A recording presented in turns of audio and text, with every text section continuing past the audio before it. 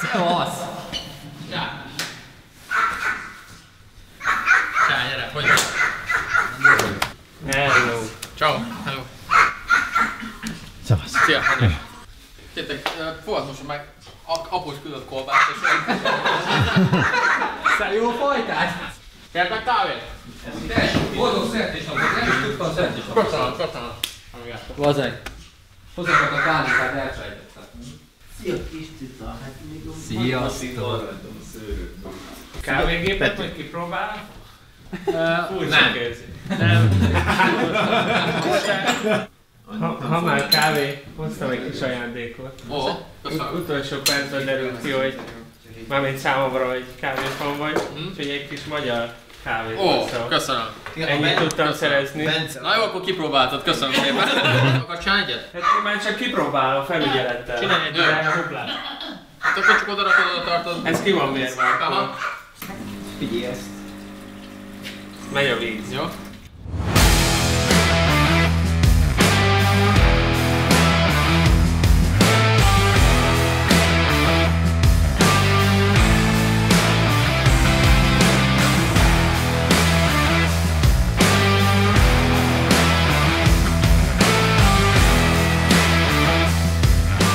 Nekem tényleg szívügyem lett ez a klub így a 2,5 éve. This club taught me about Berlin in a way that I don't think anything else could have done. Az Adas lábában nagyon komoly potenciál van. Ha meghívtok, akkor jövök.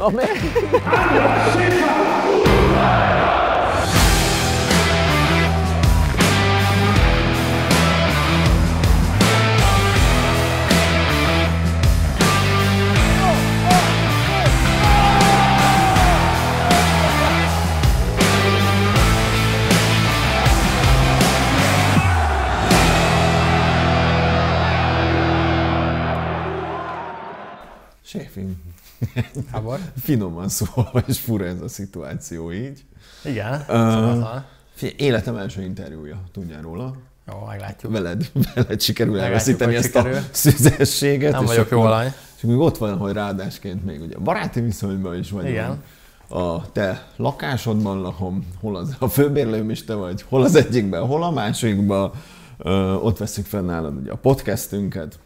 Sőt, január elején a te bankóddal botorkáltam be, Honvéd Kórház sürgősségi Az már nagyon személyes. osztály. Igen, az már nagyon személyes, úgyhogy nagyjából minden szituációban beszélgettünk mi már ketten, így még nem, úgyhogy bemelegítésképpen kicsit valami hasonlót akarok csinálni, mint a Dominik interjú elején volt, nem tudom, hogy emlékszel-e. Egyetlen szóval válaszolj nekem, mi jut eszedbe így azonnal az alábbi személyekről? Jó. Christopher Trimmel, Kapitány. Cristiano Ronaldo, Példakép. Szoboszlai Dominik.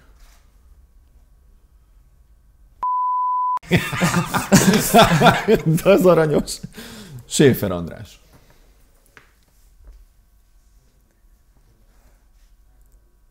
Ez nehéz. Nehéz. Egy szóval. Hát az én lenne a legegyszerűbb válasz, de Igen, ami így hirtelen. nem tudom. Ezt erre inkább a bátyámat kell megkérdezni.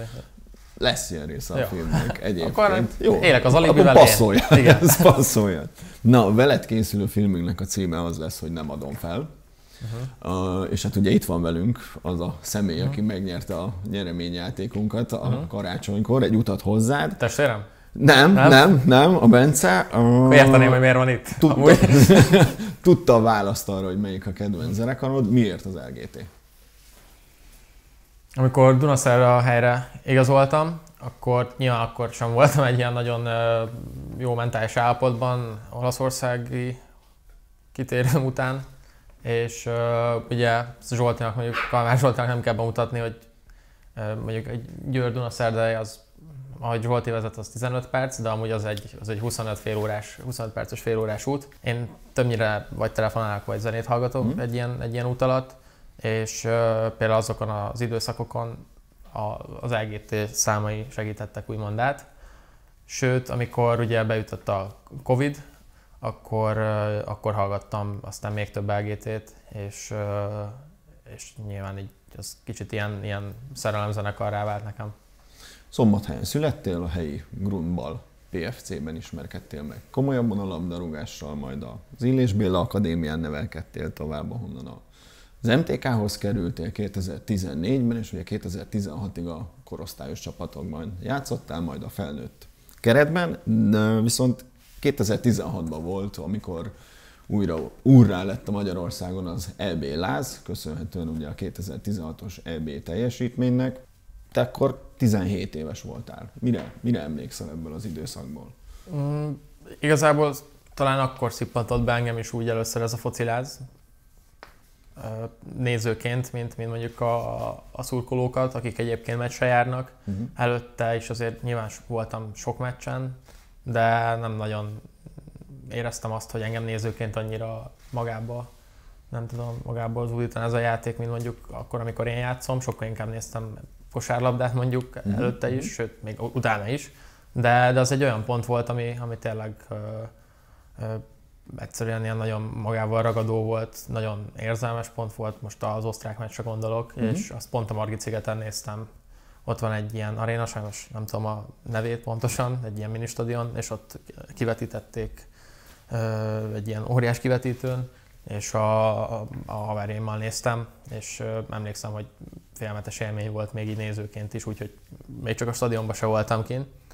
Úgyhogy az egy olyan pillanat, amire mindig emlékezni fogok, és szerintem az egyetlen olyan pillanat, ami focival kapcsolatos, nem játszottam, de mindig emlékezni fogok rá.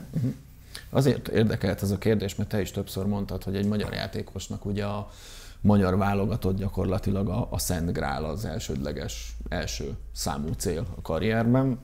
Hatott rád ilyen szinten 17 évesen az akkor történt események? Kifejezetten gondolok itt arra, hogy akkor változott meg nagyjából megint újra a közhangulat Magyarországon a futballt érintően, vagy számodra már előtte is profi sportolóként úgy evidens volt, hogy neked az utad a válogatottig kell, hogy menjen minimum? Nyilván alapvetően az a gondolat volt bennem, de azért egy sportolói karrier, meg közben egy karrier, amikor tínédzser az ember, és közben a gondolkodása azért változik, és akkor az még nem volt evidens, hogy belőle válogatott lesz, addig még egy nagyon, nem tudom, kacifántos, kacskaringós út vezetett. De akkor ott például arra emlékszem, hogy ott az ismerőségem, akikkel néztem meccset, mondták, hogy látták így a szememmel, hogy egyszerűen is ott akarok játszani, és mondták, hogy ne izguljak már, mert én is egyszer ebben a csapatban fogok játszani. Úgyhogy az nyilván ez egy olyan motiváció volt, látva, hogy a válogatottunkat egy egész ország ünnepli, hogy gyakorlatilag, nem tudom, mint hogyha fesztivál lett volna az egész országban a körutakon, meg Budapest utcáit úgy vették be az embertömegek. Úgyhogy nyilván az szerintem egy nagyon jó motiváció volt számomra is, akit amúgy nem nagyon kell motiválni többnyire. 2019-ben a Genoához kerültél, majd onnan kölcsönben a Kijevóhoz. Nekem nagyon jó szívvel meséltél az olaszországi úgymond kalandról. Meg tudod mondani, hogy neked az a futballközeg az mit adott, mint játékos? Szerintem főleg, nyilván a karrieremben tudom hasznosítani azt, amit ott kaptam, de főleg, mint ember, mint ember kaptam ott sokat attól az egy évtől, 10-11 hónaptól. Igazából tétmérkőzésen pályára nem léptem egyik első csapatnál se a két klubba, és ez nyilván azért az MTK-ban egy stabil játékos voltam előtte, úgyhogy ez nagyon nehéz volt feldolgozni, és nyilván nem is mindig éreztem úgy, hogy nem is mindig éreztem jól magam, sőt, nagyon-nagyon rosszul éreztem magam, szerintem nagyon mélyen depressziós voltam. De mesélt erről?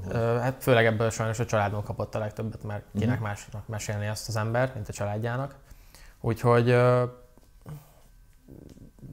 nyilván nekik sem volt ez egy könnyű időszak, de azt vettem észre, hogy nagyon motivált vagyok végig, és mellette azért próbálom azt, hogy jó kedvem legyen, és próbálom élvezni az életet. Nyilván amikor az ember élete a foci, és jön egy ilyen állomás, akkor az nem mindig sikerül. De úgy érzem, hogy kellett ez a mélypont ahhoz, hogy mondjuk egy ilyen sérülés, mint amit most végigmentem, azt fejben így tudjam kezelni, hogy kezeltem. 2020-ban a évelején ugye a Dunaszerdai Dachoz kerültél, és így lettél többek között ugye Kalmár Zsoltinak is a csapattársa. Ugye már a Fotballnak az első filmjét, azt ott forgattuk a Dacnál.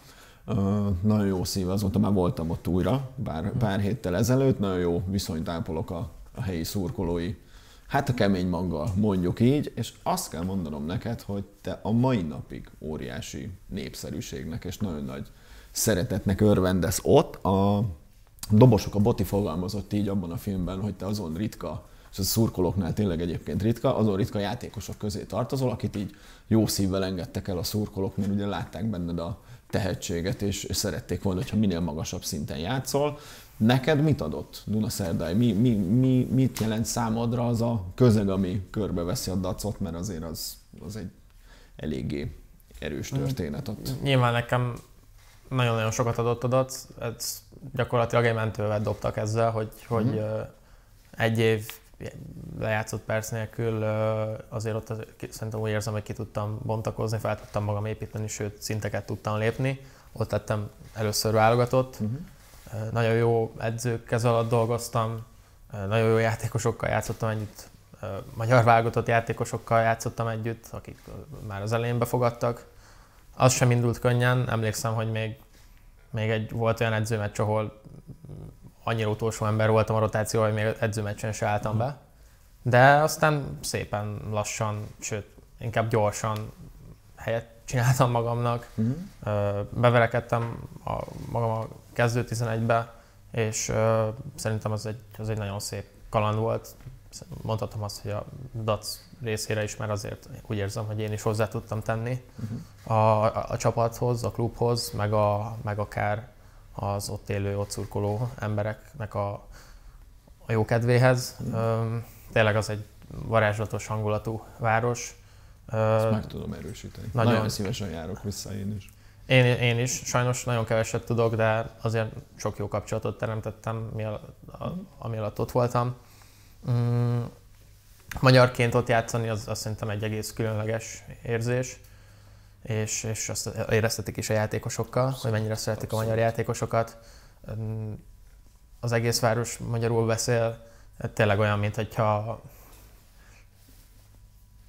szerintem nekem kicsit így Szlovákia ékszerdoboza, még akkor is, hogyha mondjuk nem a legesleggyönyörűbb városról van szó, de szerintem magyaroknak ezt mindenképp mondhatjuk így, hogy nekünk Szlovákia ékszerdoboza Dunaszerdahely. Már csak az ott kialakult kultúra miatt is, meg tényleg az, ahogy viszonyulnak Magyarországhoz, és mennyire büszkék arra, hogy magyarnak mondhatják magukat. Szerintem ők még akkor is, hogyha helyenként szlovák útlevéllel rendelkeznek, szlovák elmégazolvánnyal, szerintem egy-ketten sokkal inkább magyarok, mint az otthon élők. Kevés csapat van, ahol annyira számít az, hogy te magyar vagy, mint a Dacnál. Zsolti milyen játékostárs, de még inkább milyen csapatkapitány volt számodra, amikor oda kerültél? Hát igazából van egy vicces történetem, sőt nem is egy. Emlékszem, hogy pont visszajöttünk az edzőtáborból, és én akkor még Budapest és Dunaszerdahely között ingáztam, még nem költöztem át Győrbe. Néha Budapesten aludtam, néha Dunaszerdahelyen, és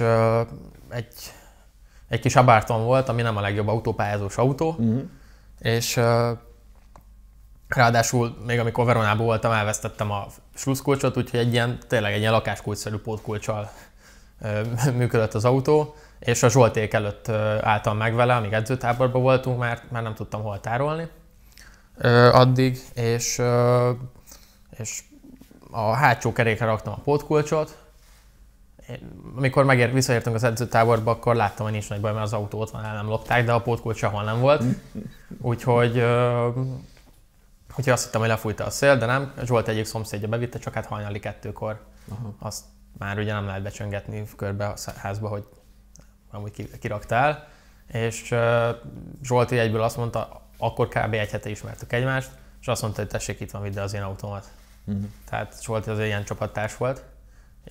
Hogy hatalmas szíve van Zsoltinak. Abszolút. Amióta ismerem, az első dolog, amit megtanultam róla. Igen, tehát gyakorlatilag egy idegennek odaadta, tegyük hozzá, nem rossz autóját, és nyugodtan engedett vele 2 napra, hogy menjek bele Budapestre. Úgyhogy tényleg az nekem egy ilyen nagyon kellemes meglepetés volt. meg tényleg ahogy fogadott a klubnál, meg segített, hogy minél hamarabb beilleszkedjek. Szerintem az is példaértékű volt. És úgy gondolom, hogy bár nem ezt látják róla, de szerintem csapatkapitánynak is nagyon jó, és hogyha kell, akkor igenis oda tud csapni az asztalra. Na, az mondjuk fura. Aztán igen. Nehezen tudom elképzelni a Zsoltiról, hogy van, amikor nem vidám és nem mosolyog. Sok ilyen pillanat volt, de nyilván azért is, mert azért a klub történelemben szerintem Drasser, ő már elérte ezt a legenda, féllegenda státuszt, de azért nagyon respektálták őt a játékosok. Na, őt nem jó szívvel engedték el. Azt láttam, tudom. igen. Azt tudom. Mondhatjuk azt, hogy a 2021-es EB-n robbantál te be úgy igazán a magyar focis köztudatba? Főként így a németek ellen szerzett fejes góloddal? Szerintem abszolút. Tehát hát szinte biztos, hogy azzal robbantam be, de alapvetően lehet, hogy már mondjuk a portugál elleni meccseken, ahol már azért szerintem stabilan játszottam a válogatottban. Nyilván azért az EB az pont egy olyan helyszín, amit amúgy nem kevesen néznek, úgyhogy egy ideális helyszín volt erre a robbanásra. Te voltál annak az EB-nek ugye az egyik felfedezetje, és teljesen véletlenül mi is azon a nyáron ismerkedtünk meg, ami egy szánalmasan vicces sztori, mert nagyon csúnyán beégtünk. Egyszerűen nem hittük el a saját kocsmánkban, ott álltál előttünk. Hát konkrétan ki akartatok dobni minket. Hát volt, igen.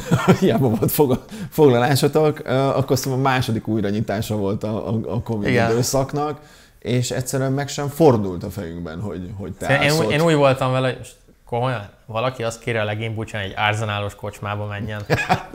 Mert a Palinak, igen.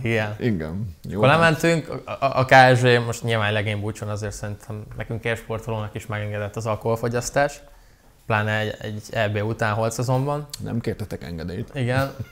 Zsolti már így nézte a tévét, nem tudom milyen meccs volt, de fél méterről nézte a tévét, vagy a kivetítőt. Én csocsóztam, aztán gyakorlatilag az volt, hogy ti meg fogtátok a fejeteket, és még kell bejönni ide fogyasztani. Igen, hát ez egy vasárnapi nap volt. Hát 3 nappal ugye a németek ellen szerzett gólod után. Tehát meg sem fordult a fejünkbe, hogy te az a Schäfer Andris vagy egyáltalán te vagy, az csak aztán ugye a társaid szóltak, hogy hello, ébresztő. Valóban te a Schäfer Andris vagy, ő meg a Kalmán Zsolti ott, úgyhogy nem gondolok rá vissza jó érzésekkel, nagyon beégtünk hát ott. Szerintem nagyon jó sztori lett belőle egyébként. Hát abszolút. Hát, ha ez nem így lett volna, akkor ezt... Én kaptam egy Umbermeszt, meg egy aláírt az Ilmeszt. Így van. De nem is ülnénk itt, hogyha ez az eset nem történik meg. Mennyiben változtatta meg ez az életedet és a mindennapjaidat? Nem a nózban a találkozó, nem az, hogy velünk megismerkedtél, klasszikusan. hanem az EB-n, mert utána megnyerted a magyar aranylabdát is. Nyilván megváltoztatta az életemet, népszerű lettem, felismertek az emberek az utcán. Nem mondom, hogy egy fél százalékkal is jobb játékos lettem emiatt, de... Kifejezetten a mindennapjaidra gondolok. De igen, a mindennapjaimat abszolút megváltoztatta. Egy hónapig nem fizettem taxiért szerintem utána. Étteremben lehet, hogy 2 hónapig.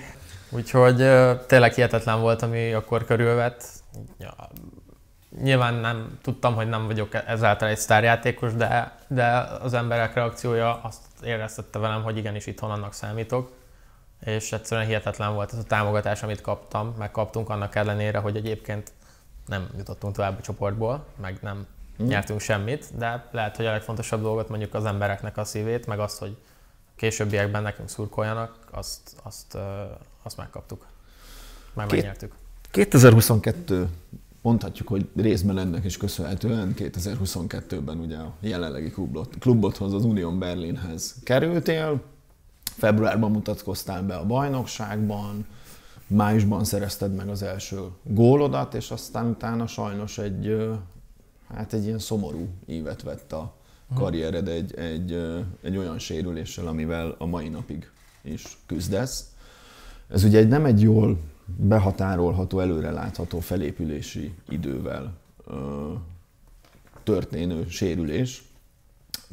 Mennyire viselt ez meg mentálisan? És hogy ez gyakorlatilag pont azután történt, hogy egy elég komoly szintlépésed volt. Hát igen, gyakorlatilag pont akkor történt, amikor amúgy vezettük a Bundesligát, Union Berlinnel, tehát azért Ez szerintem nem egy olyan dolog, ami mindennapi. Ráadásul stabil alapember voltam, gyakorlatilag a meccsek 80 vagy inkább 90%-án kezdő voltam. És hát nyilván addig gondolom nem volt hozzászokva a testem, meg szervezetem, hogy 3 hónap alatt 30 meccset kell lejátszanom.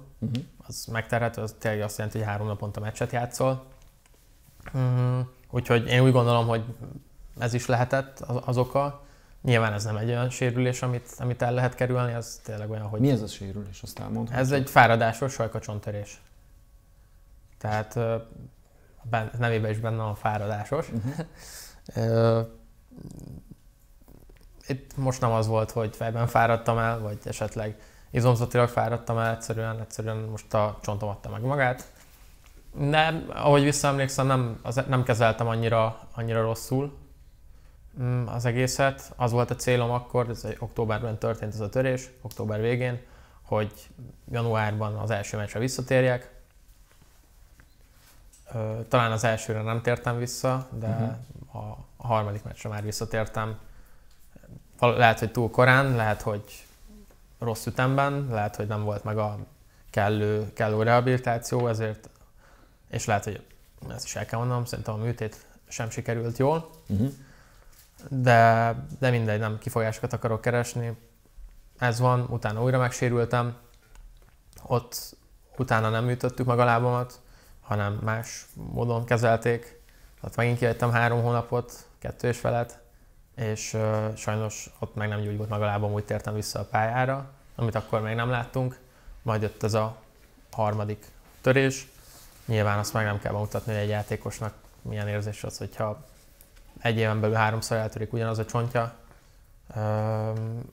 Nem volt egy könnyű időszak, annyi engedményt kaptam a klubomtól, hogy a rehabilitáció szinte teljes egészét Budapesten csinálhatom, amiért nagyon hálás vagyok, mert úgy érzem, hogy ez nagyon-nagyon sokat adott hozzá, nem csak ahhoz, hogy visszatértem, hanem az, hogy egészséges maradt a mentális állapotom.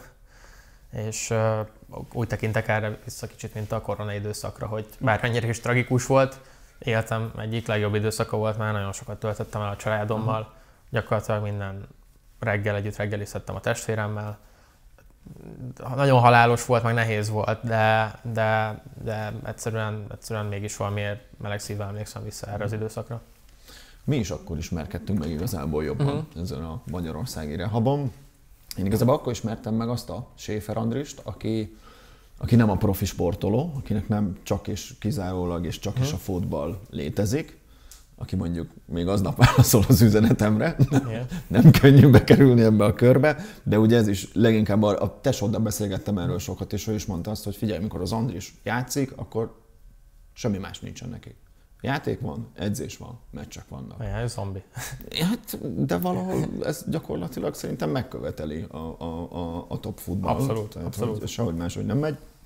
És ugye a sérüléseddel párhuzamosan lejtmenetbe került ugye az Unión Berlin is, és sajnos ugye kimaradtál a Bajnokok Ligája csoportkör meccseiből. Én azt láttam egyébként rajtad, mert ugye relatíve sokat is találkoztunk, hogy téged kifejezetten, az viszont kifejezetten megviselt, hogy nem lehettél ott, és nem segíthettél a csapatodnak a játékoddal, főleg a BL-ben, ami azért mondhatjuk, hogy sok bizonyos szempontból a karrierednek egy csúcs része is lehetett volna.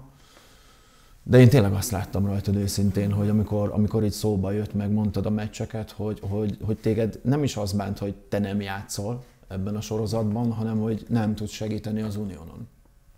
Hát igen, tehát az a legrosszabb látni. Azt is nagyon rossz látni, hogyha nem játszol és a csapatod nyer.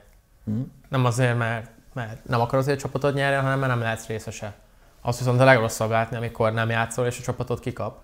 És tudod, hogy miért nem fogsz játszani 3 hónapig, vagy 2 hónapig, vagy fél évig, és a csapatodnak nem megy jól. Tehát az tényleg gyakorlatilag egy olyan dolog, ami talán még annál is nehezebb, mint amikor ki kell menni megcsinálni a 4. edzésedet már késő este, amikor már nagyon nincs kedved. És azért én sokszor átéltem, hiszen volt az Unionnak 6 BL meccse, sok válogatott meccs, szerencsére a válogatottnak egyébként jól ment, és szerencsére a válogatott szerintem nagyon jó teljesítménnyel kijutott a soron következő Európa-bajnokságra, de ezt a kettőt így kombinálva nagyon-nagyon nehéz volt, és nagyon-nagyon rossz volt minden egyes olyan meccsnap, amikor tudtam, hogy le kell nyomnom 3 edzést, majd megnézni egy olyan meccset, amit rohadtul nem akarok megnézni, mert legszívesebben ott kergetném a labdát a többiekkel. Ja, akarva akaratlanul is beleláttam ekkora kicsit mélyebben a magánéletedbe. A legjobb barátodként hivatkoztál rá, és pontosan tudom én is, hogy mennyire fontos része az életednek és a mindennapjaidnak a tesód, Peti. Ő is mesélt rólad korábban ebben a filmben. Mesélnél te is a kapcsolatotokról? Megosztasz nekünk valamit ebből? Persze. Szerintem nagyon jó testvérek vagyunk. Régen nagyon sokat veszekedtünk, sokat verekedtünk. Én egy tipikus ilyen kis igazi elkényeztetett második gyerek voltam. Nagyon idegesítő lehettem, ő meg ezt kihasznált, és folyamatosan húzta az agyam. Ilyen miatt tényleg sokat kapott anyáiktól. De most így, ahogy felnőttünk, szerintem nagyon jó tesók vagyunk. Ott segítünk a másiknak, ahol tudunk. Szerintem ő is élvező, nekem minél többet segített ebben a focis világban. Szerintem neki is nagyon nagy élmény, de én is nagyon büszke vagyok rá, mert ő is a saját, nem csak itt segít sokat, de a saját munkájában is nagyon, nagyon sikeres. És nyilván azt azért ő nem kap akkora reflektorfényt, mint én, még otthon se, de remélem azt át tudjuk adni, hogy mi is milyen büszkék vagyunk rá. Nyilván az én esetem egy családban az speciális, mert ezt nem lehet könnyű tesóként elviselni, hogy a testvéred gyakorlatilag olyan, mint egy rockstar, mert most manapság a focisták, főleg Magyarországon az ismertebb focisták egy ilyen fényben élhetnek, tényleg ezt tapasztalják meg, ezt a pompát kapják, de emellett szerintem azt is értékelnie kell, hogy ő milyen sikeres a saját munkájában, és szerintem ezt ő nagyon jól kezeli, meg ezt soha nem teszi nekem szóvá. Lehet, hogy anyámnak igen, de az már legyen anya dolga. Most már ugye te is 2 éve itt élsz Berlinben. Amikor a Sós Márk elkészítette Dominikkal az interjút, akkor a magyar sportmédiában a leginkább felkapott rész az volt, amiben a Domi azt mondta, hogy a focista lét az egy nagyon magányos lét, hogy nagyon sokszor érzi magát egyedül. Rád is van ilyen hatással a munkád? Osztod ezt az érzést? Én el tudom képzelni, hogy a Domi ezt miért mondta. Amúgy tud az lenni. Én például nagyon-nagyon szeretek egyedül lenni, és nagyon-nagyon szeretem kihasználni azt az időt, amikor egyedül vagyok, és nem ugyanazt a 28 férfit nézem minden egyes nap, vagy a nap hátralévő részében, minden reggel. Úgyhogy én nagyon szeretek egyedül lenni, nagyon szeretek egyedül kávézni. Nagyon szeretek tényleg a családommal lenni, a haverjaimmal lenni, a barátnőmmel lenni, de úgy érzem, hogy amikor egyedül vagyok, akkor is ki tudom használni ezt az időt. És most, hogy ennyi úgymond rossz dolog történt velem az elmúlt időben, úgy éreztem, hogy gyakorlatilag nincs is annyi időm egyedül, mert magam köré gyűjtöttem az embereket, akik segíteni tudnak, és kicsit úgy is éreztem, hogy nincs most már magamra annyi időm, amennyit szeretnék egyedül. Úgyhogy én, amit a Domi mondott, most azt nem tudom osztani, de azt is figyelembe kell venni, hogy gyakorlatilag most már elért egy sztár vagy szupersztár kategóriát, nem csak Magyarországon, hanem az egész világon, Angliában, és teljesen más, amikor mondjuk lejátszol a Manchester United ellen, majd hazamész a villádba, és egyedül vagy a nagy lakásban, úgyhogy teljesen meg tudom érteni. Én most abban a szerencsés helyzetben vagyok, hogy tényleg, meg eddig is abban voltam, hogy nagyon sok jó ember vesz körül, meg szerintem az is kicsit a szerencsém, hogy tényleg szeretek egyedül lenni. Kiskutyák megjöttek. Az Unión szurkolói, ők ugye holnap megtapasztaljuk élesben, meg most készítettünk ugye Jacob Sweetman-nel egy interjút, ők azért még németországi viszonylatban is egy eléggé szenvedélyes szurkolói közegnek számítanak. Kicsit kapcsolódik egyébként ide az előző kérdéshez, hogy te végig, Domi biztosan nem, ő mondta, de te végig tudsz úgy menni Berlinben, hogy úgy nyugalom van? Vagy az van, hogy azonnal megrohannak téged is, és felismernek itt? Szerintem Berlin pont egy olyan város, hogy itt nem csak a Domi, de itt Cristiano Ronaldo is úgy menne végig a Puli negyeden, hogy nem a kutya nem menne oda hozzá, de az biztos, hogy nem rohamoznák meg. Itt teljesen más a focinak a kultúrája, ez a város nem feltétlenül a futballkultúráról híres. Természetesen van 2 elég tradicionális csapata, de azért ez szerintem politikailag egy sokkal jobban, inkább politikailag, nem tudom, politikai központja van ennek a városnak, az, hogy mennyire liberális, az, hogy mennyire sokszínű, mennyire multikulti, és azért tényleg 3,5 millióan laknak körülbelül Berlinben, lehet, hogy 4, lehet, hogy 5, nem tudom pontosan, azért nagyon megoszlik a 2 klubnak mondjuk a szurkolótábora. Tehát az egyik klubnak mondjuk van egy 100 000-es, a másiknak van egy 120 000-es fanbase-e, akkor azt, ha megnézed, az a 3,5-lel gyakorlatilag mennyi az 1 vagy hány százaléka? 10%-a sem. Szóval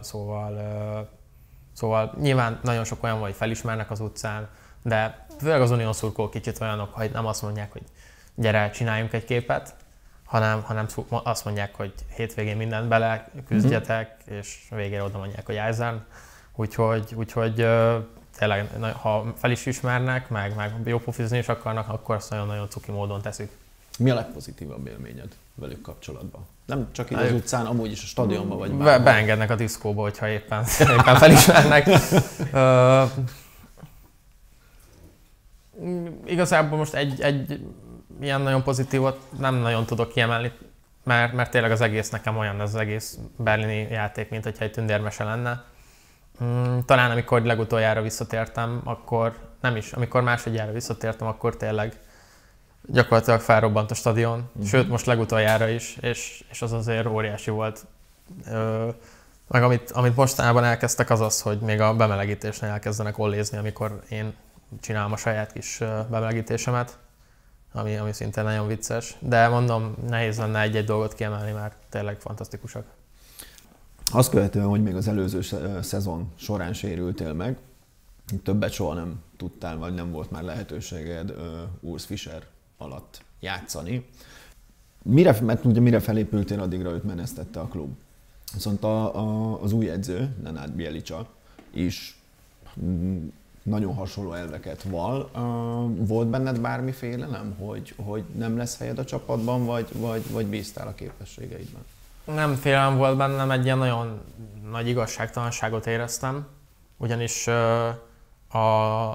nyilván Urs Fischer már ismert engem, szeretett engem, szerette a játékomat, számított rám minden egyes esetben. Több példa is volt arra, hogy sérült voltam 3 hónapig, edzettem 3-at és egyből berakott a kezdőbe, úgyhogy tényleg úgy érzem, alatta bizonyítottam is, és rossz volt, hogy pont amikor visszajövök, azon a héten pedig benyújtja a lemondását.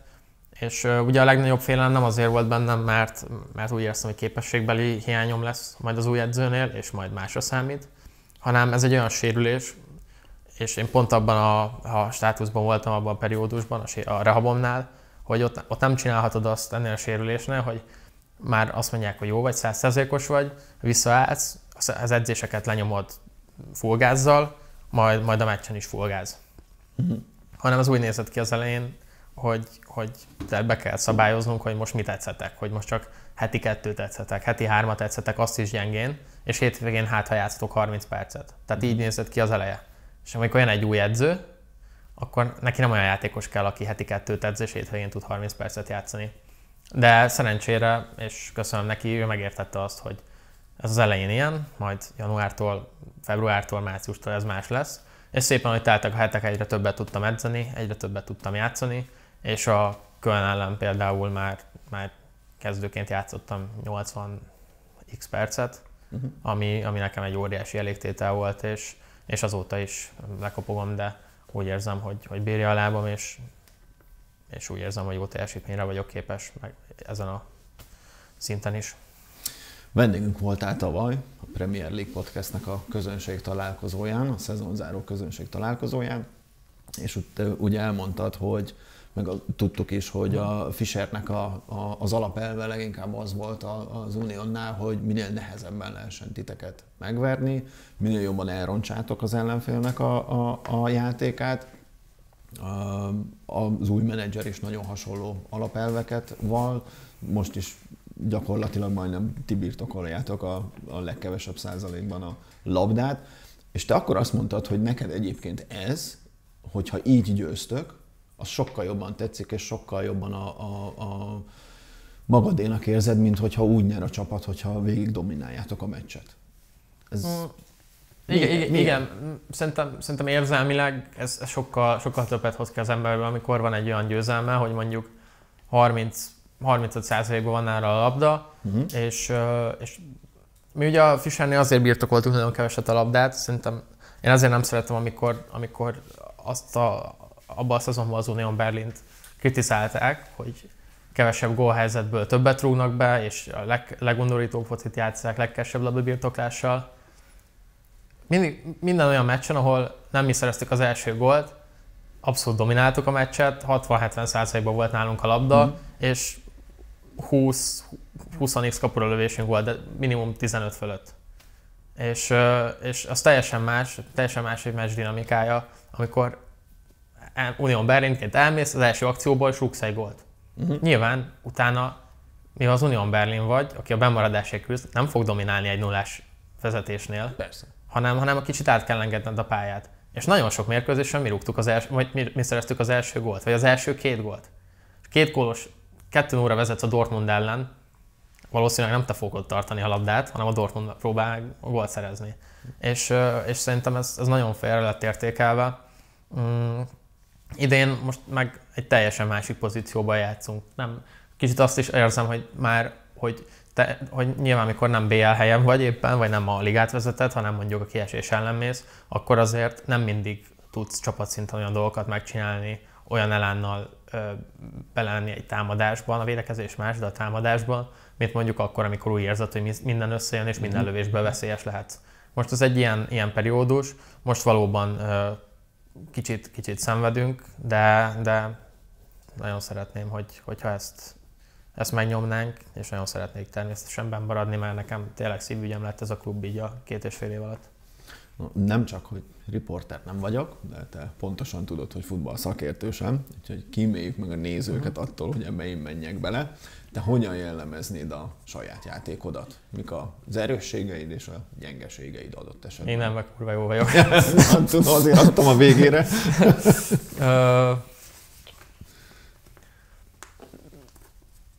Én úgy érzem, hogy a kapu előtti szituációkban lehetnék sokkal nyugodtabb, és sokkal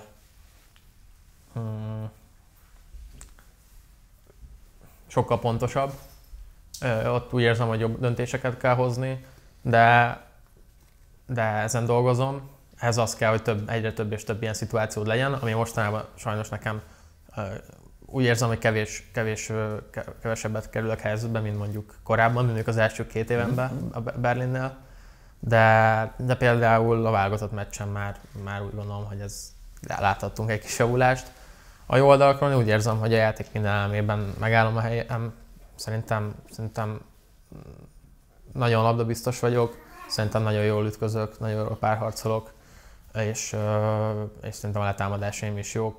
Nyilván most ezt jobban ki lehetne elemezni, szerintem kíméljük meg attól a nézőket, de abszolút magabiztosan megyek bele a meccsekbe, úgy érzem, hogy természetesen mindenbe tudnék fejlődni, de elértem most fejben arra a szintre, hogy nem érzem azt, hogy az ellenfél bármelyik játékosánál is rosszabb lennék. Szerencsére, amint felépültél, egyből megkaptad a bizalmat Marco Rossitól, és szinte rögtön visszatérhettél a válogatottba. Ugye a Törökország elleni meccsen a visszatérésed alkalmával gólt is szereztél, én zárójelén azt megkönnyeztem. Őszintén mondom, úgy üvöltöttem, hogy hát a korábbi szomszédaid az biztos, hogy hallották. Sajnos les miatt nem adták meg, de ugye van egy ilyen mondás, hogy ha már vonalazni kell, az nem les. Zsolti mesélte, hogy még 16 hónapig volt sérült, addig rendszeresen fölhívta őt Marco Rossi. Veled is megtörtént, ti is vagytok ilyen viszonyban, hogy segített neked a szövetségi kapitány? Sokszor hívott, de még többször írt. Gyakorlatilag minden olyan meccs után írtam, amikor nem játszottam, hogy mikor épülök már fel, hogy állok fizikailag. Milyen fizikális állapotom? Igazából tényleg ő egy ilyen személyiség, ő erre nagyon odafigyel, hogy ne csak a taktikát magyarázza el jól, ne csak az oldalvonal mellett legyen mögöttünk, hanem akkor is, amikor legjobban kell az emberi oldalát mutatni a felénk. Ebben szerintem ő nem csak Magyarországon, hanem világszinten kimagasló. És tényleg azért nagyon sokat segített, hogy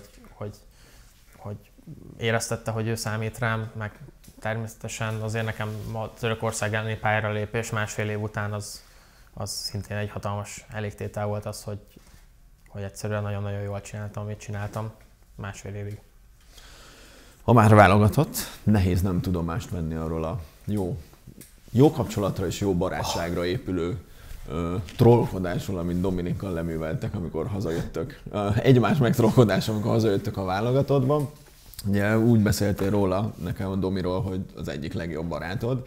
Ez van bármiféle megtervezés, amikor itt beszólgattok egymásnak, vagy ez ilyen teljesen full random, hogy nyilatkozatokban éppen?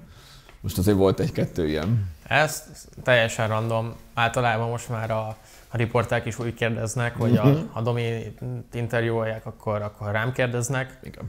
Ha engem, akkor a Domira. Úgyhogy nyilván a hülyeség megjön nálunk spontán. Abba szerintem válogatott szinten biztos, hogy elsők vagyunk az EB-n. Reméljük, hogy ezt a pályán is majd tudjuk kamatoztatni. Nem beszéljük meg. Azért nyilván az nem nagy titok, hogy másfél hét edzőtáborban elég sok hülyeség elhangzik, meg elég sok vicc, meg elég sok ugratás. Nyilván, amikor egy ilyen interjúban hagynak teret, akkor elszabadulunk. Sokan kérték tőlem, hogy kérdezzem meg tőled, hogy az a Törökország elleni meccsen mit üvöltött neked a Domi ekkora fejjel a pályán. Emlékszel még rá? Nem nekem üvöltötte. Nem? Nem. Ja, a félidőben? Ha? Azt próbálja meg így rám üvölteni. Nem, felhúzta magát, hogy döcögősebb a játékunk. És nyilván azért ő is, meg én is ilyen nagyobb vérhőmérsékletű játékosok vagyunk. Azért néha ilyenkor szerintem egy csúnya szó vagy egy ordibálás el tudja hagyni a szánkat, de ezt sem mondom szerintem az pont nem felén volt, mert akkor megütöttem volna, hanem sokkal inkább így szerintem kicsit szomorú volt így a mutatott játék miatt. De azt mondom, hogy ezek a kiviarzások inkább ilyenkor jöjjenek elő, és benne az öltözőben meg rendesen tiszta fejjel tudjuk ezeket megbeszélni.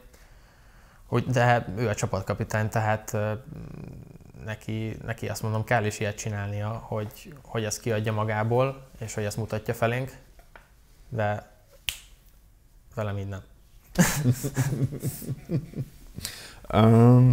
De egyébként ezt nekem is mondtad már, hogy ha bármi van, Gabi, küldjük el egymást a picsába, de utána folytassuk a dolgot. Abszolút. És csináljuk. Egyébként tehát, rendszeresen elküldjük Domival egymást a picsába, de az a szituáció pont nem erre utalt. Azt csak benéztük. Igen. Valamiért nagyon sokan úgy vették kamerával, mintha neked kiabált volna.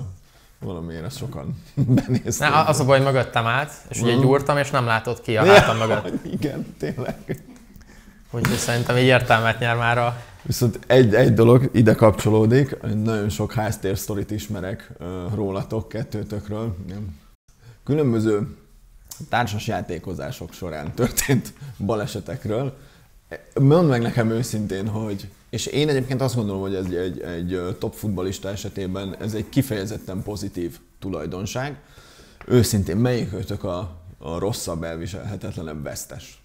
Ki kezeli ezt rosszabbul? Mert ő azt mondja, hogy te azt mondod, hogy ő.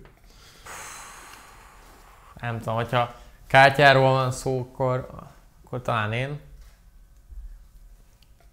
Nem tudom, igazából a kártyás brigádnál a válogatottban szerintem mindenki nagyon rossz vesztes. Nem láttam még olyat, hogy valaki bukott volna egy kört és azt mondja, hogy gratulálok, jobbak voltatok.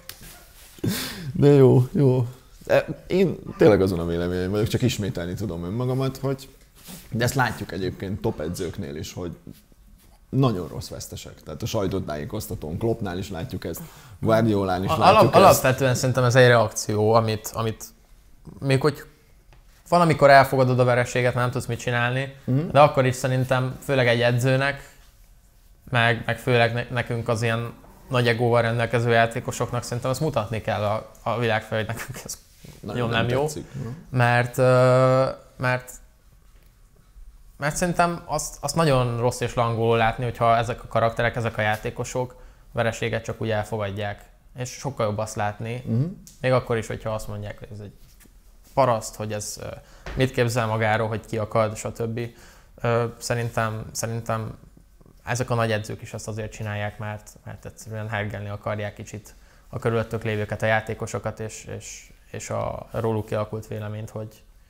De ennek ez a rendje szerintem, ez teljesen normális. A szurkolók felé is jól néz ki egyébként, tehát hogy fontos, meg számít, meg fáj a vereség. Tehát igen, de valamilyen szinten lehet, hogy 2 szurkoló elküldi az ilyen edzőt a sárga földre, meg nem tudom hova. Nem ismerek.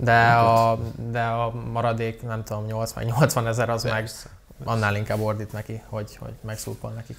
Február végén megint volt egy vendégünk, a Premier League közönség találkozóján, ez a Beregi Pisti volt, aki ugye a magyar válogatottnak a vezető videó elemzője. És hát azért mondhatjuk, hogy az egyik legfőbb letéteményese annak, annak a stílusváltásnak, ami bekövetkezett ugye az EB-s elejtezők alatt a csapatnál, ugye emiatt is kérdeztük. Viszont nekem ott derült ki számomra, meg ott mondta a Pisti, hogy ti nagyon régóta vagytok kapcsolatban. 8 éve most már. Mennyire fontos, miként látod az ő munkáját, mennyire fontos ez neked, miben segít egy videóelemző? Nyilván azért mi már 8 éve ismerjük egymást, az MTK-ban dolgoztunk együtt, tehát mi egyébként tudunk úgy beszélni, ő pontosan tudja azt, hogy én milyen vagyok egy meccs után, hogy mennyire nem lehet velem beszélni, de ő azért akkor is tud velem beszélni, megnyugtat, hallgatja, hogy fakadok a meccsről, úgyhogy ezt a szerepet is betölti. Ventilálhatsz neki? Főleg nálam. Szerintem nagyon fontos a munkássága, szerintem ő is folyamatosan fejleszti magát, és azt szerintem nagyon jó látni, hogy Marco Rossi is ennyire hallgat rá és megbízik benne, és nyilván a videóelemzők egyre fontosabbak manapság, de szerintem ő volt az ilyen egyik első, akit ennyire elfogadtak, és aki tényleg azt mondom, hogy ennyire látszott, hogy hozzá tud tenni egy csapatnak a játékához, meg eredményeihez. Mit látsz most? Mire számíthatunk a magyar válogatottal az Európa-bajnokságon?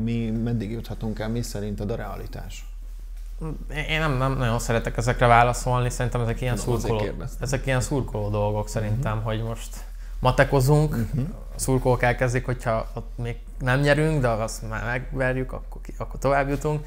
Nem, szerintem nyilván nekem most, hogyha nagyon mondanom kell valamit, akkor is csak azt mondom, hogy most a csoportnál tovább még fejben nem mennék. Én az első meccsen szeretnék nagyon jó állapotban lenni, az első meccsen szeretném életem teljesítmény nyújtania, és hogyha az megvan, akkor majd a második meccsen szeretném életem teljesítmény nyújtani.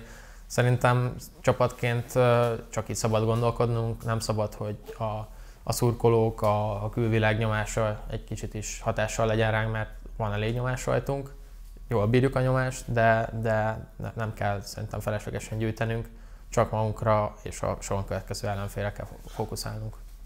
Még egy utolsó kérdés. Egyszer mondtál nekem olyat, hogy, és ez visszacsatolva egy korábbi kérdésre, hogy egy magyar futballistának a válogatottal való kapcsolata az a válogatott focival, meg az országot képviselni, az sokkal mélyebb, mint mondjuk általad ismert más, mondjuk osztrák vagy német játékosoknak. Hogyan tudod igazából ezt körbeírni? Hogy miért? Most nyilván ezt én érzem, aki ebben benne van. Ezt nagyon elmondani, meg alátámasztani nagyon nehéz, meg példákkal is nehezen támasztom alá. Csak azt úgy érzik a játékosok, hogy mondjuk valaki elmegy, és akkor osztrák, lengyel, nem tudom melyik válogatottban, természetesen örömmel megy, úgy tekint rá, mint hogy fontos neki, de valamiért azt érzem, hogy magyar játékosok ezt óriási dolognak tartjuk, és ez nekünk nagyon szívügyünk.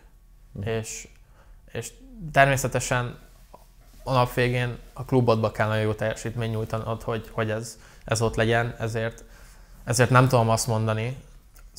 Természetesen a szívemben a válogatott a legelső, de azt azért oda kell rakni, hogy a klubodtól kapod a fizetést, és hogyha a klubodban nem nyújtasz jó teljesítményt, akkor nem leszel válogatott. Tehát valamilyen szinten egymás mellé kell rakni ezt a kettőt. De azt veszem észre, hogy a magyar játékosoknak főleg annyira válogatott felé húz a szívük, akkor még a külföldön játszó magyar játékosoknak is az akkor egy öröm, egy büszkeség, hogy tényleg képviselted az országodat, ezekben a színekben játszhat, meg egyszerűen annyira jó a légkör a válogatottban, hogy mielőtt már az összetartás van, már azelőtt megbeszéljük, hogy mit fogunk, melyik kártyajátékot fogjuk játszani, mit fogunk bent csinálni. De jó, hogy végre válogatott van hosszú idő után, de erre a Zsolti a legjobb példa, mert ő szokta a legtöbb hülyeséget beírni a csoportunkba. Úgyhogy ja. Séfém, holnap várjuk a gólodat. Májérnek nem ártana egyet. Egész jól interjúztál, halkalappal. Igen? Igen, azt nagyon mondod? jó. Szerintem nagyon. Hát majd meglátjuk, mit mondanak a kommentelők. A fejemre. Azt nem kérdezted meg, hogy nem tudom, melyik farsangra, amit költözök be. Az a végére akartam, hogy a legfontosabb kérdés, igen, hogy te viszont minek költöztél farsankor. Séfém, legjobbakat kívánjuk neked, és holnap vagy gól, fölvesszük, ahogy sírok, jó? Jó, én meg azt, hogy ordítok. Jó lesz. Köszönöm. Király volt szerintem. Na. Jó voltam? Szakmailag? Mit mondtok?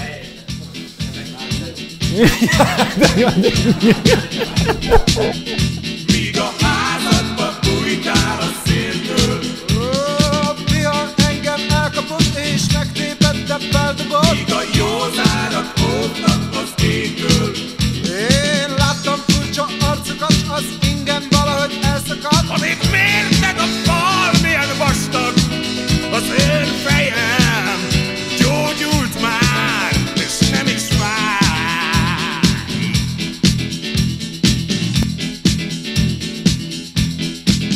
Nem adom fel, míg egy darabban látsz. Nem adom fel, míg életben találsz. Nem adom fel, míg nem robbanok szét. Még akad egy kerék, mit tovább vihet még, mit tovább forog.